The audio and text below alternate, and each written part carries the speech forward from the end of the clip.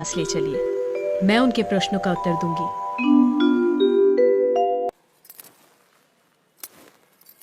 राजन, मैं प्रमाण देने के लिए तैयार हूं, पर उससे पहले मैं कुछ चाहती हूं।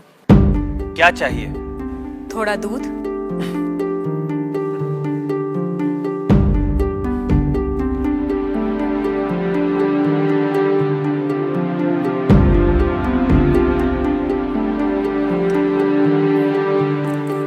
राजन, इस पात्र में आपको क्या दिखाई दे रहा है? दूध? क्या दूध के अलावा कुछ और दिखाई दे रहा है? नहीं। पर मुझे तो मक्खन भी दिखाई दे रहा है। क्या आपको मक्खन दिखाई दे रहा है?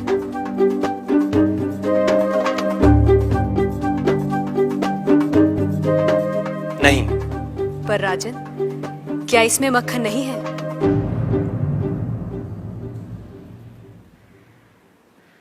है। जैसे दूध के कण कण में मक्खन है, मक्खन के कण कण में घी है, वैसे ही ईश्वर सृष्टि के कण कण में भिन्न भिन्न रूपों में है, जो है पर दिखाई नहीं देता। जैसे दूध से मक्खन पाने के लिए उसे मथना जरूरी है, उसी तरह वेदांत के श्रवण, वेदांत का मनन और उसके निहितार्थ पर निरंतर ध्यान के द्वारा ही ईश्वर का अनुभव किया जा सकता है। राजन, क्या आपके पहले प्रश्न का उत्तर आपको मिल गया? मैं मान लेता हूं, पर वो किसे देख रहा है? किस ओर देख रहा है? क्या मुझे एक जलती हुई मोमबत्ती मिल सकती है? राजन, ये रहा आपके दूसरे प्रश्न का उत्तर। प्रकाश की ये लौ कहां देख रही है? किसे देख रही है? ये सभी को देख रही है। सभी और देख रही है। राजन, जिस तरह इस मोमबत्ती का प्रकाश चारों ओर फैला हुआ है, उसी तरह ईश्वर की चेतना चारों ओर फैली हुई है, और उसी चेतना के कारण हम चलते हैं, बोलते हैं और सुनते हैं। जैसे ये प्रकाश सभी ओर देख रहा है, वैसे ही ईश्वर सभी ओर देख रहा है।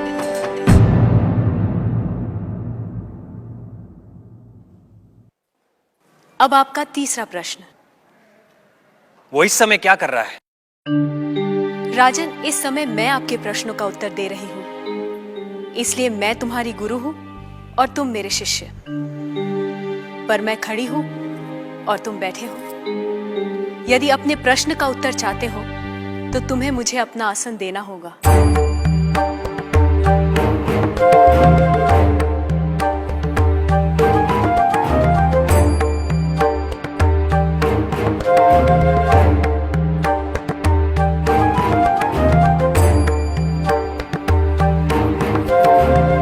राजन, ये रहा तुम्हारे तीसरे प्रश्न का उत्तर। कुछ देर पहले आप सारे मंदिरों से मूर्तियां हटवाने का विचार कर रहे थे। इस समय आप ईश्वर के बारे में फिर से विचार करने लगे हैं। आप मेरे स्थान पर खड़े हैं और मैं आपके सिंहासन पर बैठी हूं। इधर एक राजा को सामान्य नागरिक का स्थान और एक सामान्य नागरिक को राज सिंहासन दे सकता है। ये आप देख रहे हैं। आप मेरे स्थान पर और मैं आपके स्थान पर बैठी हूं। ईश्वर इस समय ये करवा रहा है। उस अनंत और असीमित शक्तियों के स्वामी, जिसने ये सुंदर, अद्भुत, विस्मयकारी और महान संसार रचा है, जिसमें सूर्य, चंद्र, तारे, ग्रह, नक्षत्र अपने अपने स्थान पर स्थिर और गतिमान है, जिसके कण कण में एक व्यवस्था है।